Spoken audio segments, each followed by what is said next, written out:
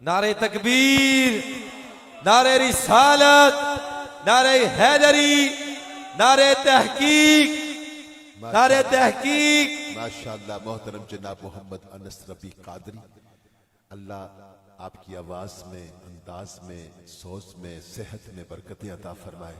خوبصورت حاضری پیش کر رہے تھے، اسی دوران مفتی اہل سنت، خطیب اہل سنت، شہباز خطابت حضرت علامہ مولانا مفتی محمد وقار احمد مدنی صاحب، آپ رونق کے بزم ہوئے، میں آپ کو خوش آمدید کہتا ہوں۔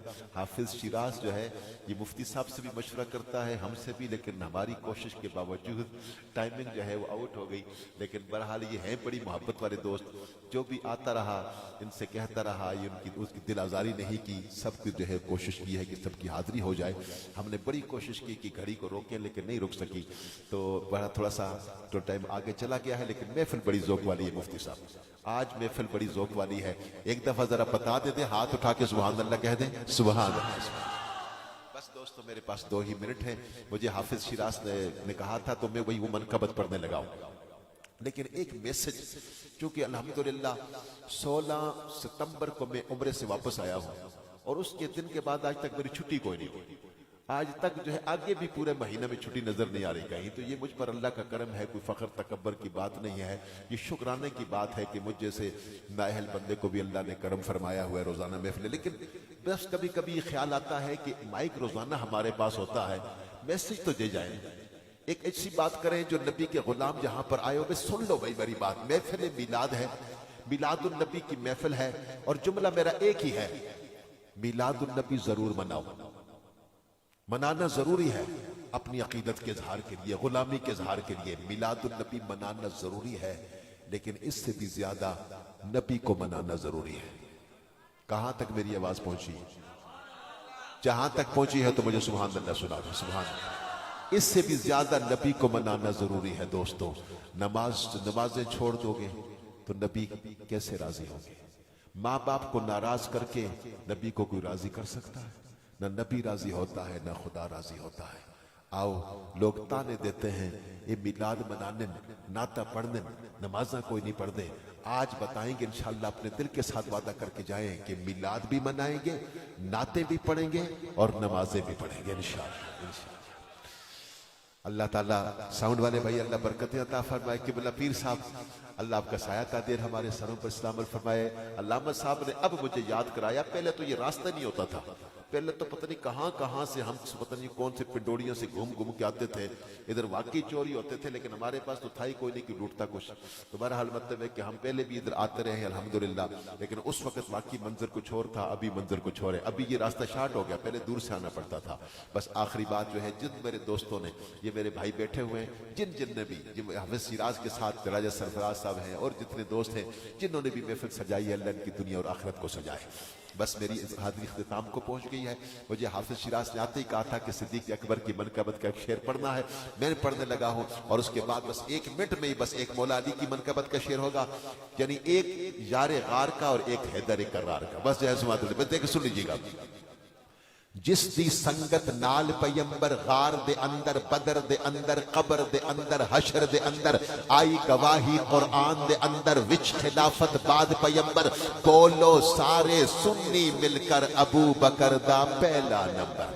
میں ذرا کھڑا ہو جاؤں نا، میں دیکھوں کون کون بولے گا، اب کون کون بولے گا؟ ذرا کالے بالوں والے تو بڑے بیٹھے ہوئے ہیں، لیکن بالکل بیٹھ ہی گئے سارے، ذرا محبت کے ساتھ جن کے کالے بال ہیں، جو چاہتے ہیں اس سے علی راضی ہو جائے، جو مولا علی بھی فرماتے ہیں اللہ کی قسم، آسمانوں سے جس شخص کا نام اللہ نے صدیق اتارا ہے اس کا نام ابو بکر ہے۔ ذرا کہہ دو نا سبحان اللہ، ذرا ایک دفعہ ذرا، جو چاہتے ہیں اس سے علی راضی ہو جائے، میرا نبی راضی ہو جائے۔ کون کون بولے گا ابو بکر دا پہلا نمبر؟ کون کون بولے گا؟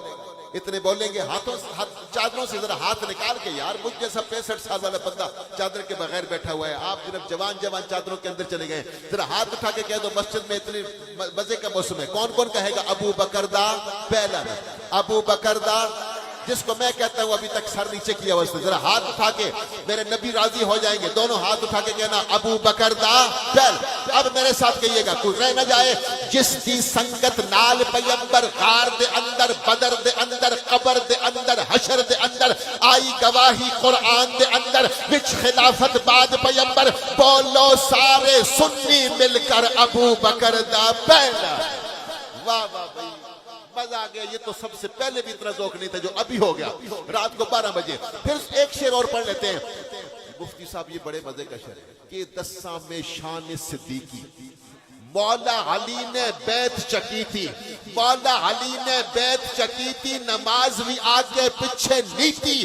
اے ہوئی بولے مولا حیدر, اے ہوئی بولے مولا حیدر, وچ خلافت بعد پیمبر, بولو سارے سنی مل کر ابو بکر دا پہلا. ابو بکر دا پہلا نمبر, ابو بکر دا پہلا نمبر. بس ایک نعرہ ہو جائے مولا علی کا, جب ہاتھ اٹھے تو کہہ دینا ہر اوج ہر کمال اتارا علی کا ہے, حسن جہاں تمام سوارا علی کا ہے, ہر خطہ جمال نکھارا علی کا ہے, ہر رمز حویدہ اشارہ علی کا ہے, اس کائنات پہ تو اجارہ علی کا ہے, کشتی علی کی ہے تو کنارہ علی کا ہے, منظر فضائے دہر میں سارا علی کا ہے, جس سمت دیکھتا ہوں نظارہ علی کا ہے. بس آخری بات, تو کیا ہے اور کیا ہے, تیرے علم کی بساط, تجھ پر کرم نصیر یہ سارا علی. علی میں بس حد احترام درخواست گزاروں. الحمدللہ اہل سنت کے ترجمان, ممتاز محقق, خوبصورت گفتگو کرنے والے, مسلک حق اہل سنت کی ترجمانی کرنے والے, خطیب اہل سنت, فخر اہل سنت, شہباز خطابت حضرت علامہ مولانا مفتی محمد وقار احمد مدنی دامت برکاتہم قدسیہ اپنے خوبصورت افکار کے سے ہم سب کے دلوں کو منور فرمائیں گے. ساؤنڈ والے بھائی ذرا لگا دو نا سٹینڈ. ماشاءاللہ اللہ برکت عطا فرمائے. الشاباس جی تشریف رکھیں, یہی لگائیں جو میرے ہاتھ میں, یہ اچھا ہے, اس طرف لگا.